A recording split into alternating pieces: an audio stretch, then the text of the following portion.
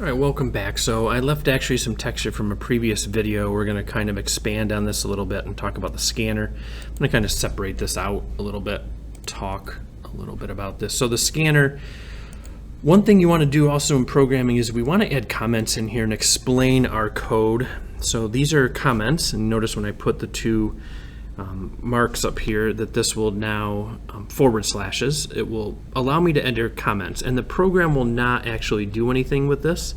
It's just left for, if you're doing programming, it kind of helps you kind of leave breadcrumbs along the way to kind of explain what your code is doing, and that's really helpful when you get into longer sections of code. But also if you are working in a work environment too, it allows you to leave comments for a coworker. So I'm just going to say that this is setting up the scanner. Okay. And again, it just kind of, when the program runs, it actually just skips right over this code because of the two forward slashes. And then I'm going to say that this is my first variable that we're going to do right here. We're going to ask for this for favorite car. Okay. And then this is going to end up being our printout. Okay, so this is printing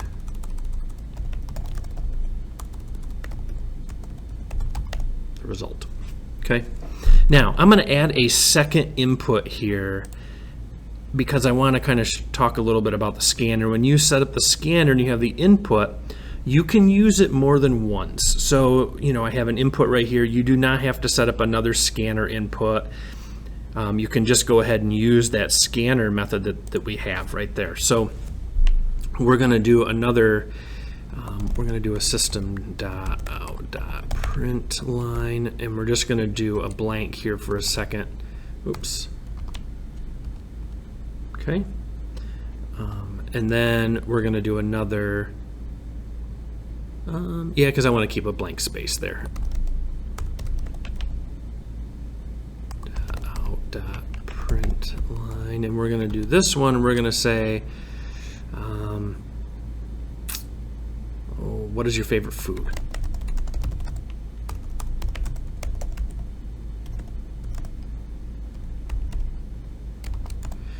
Okay, and then after that, we're going to go ahead and then we're going to create another variable.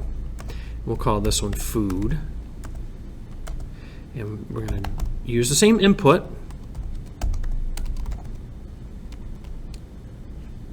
Like that.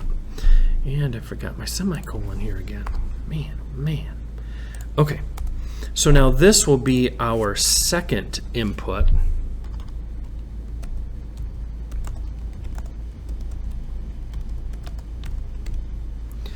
All right, so we're still using a scanner that we called input here. We could use it, we could call it whatever we wanted. Just make sure whatever you call it, that you're going to use it down here as well. And then we're going to say favorite car and food are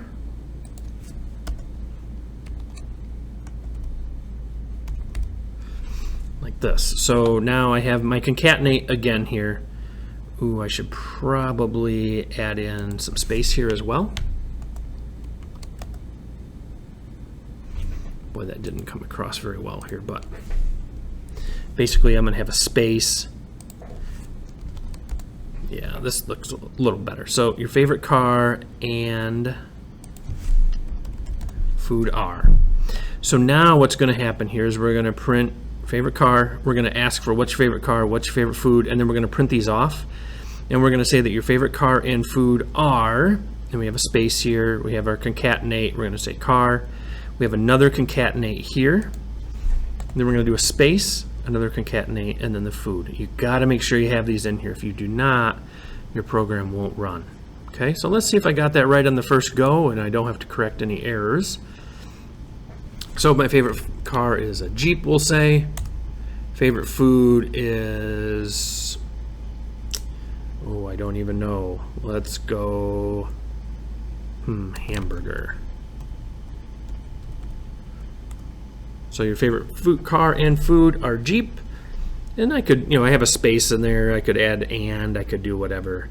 And these two don't exactly go together, and you might want to add some more text. But the point of this is to talk about that you can have multiple inputs, okay, using the same scanner. You don't have to set up the scanner again.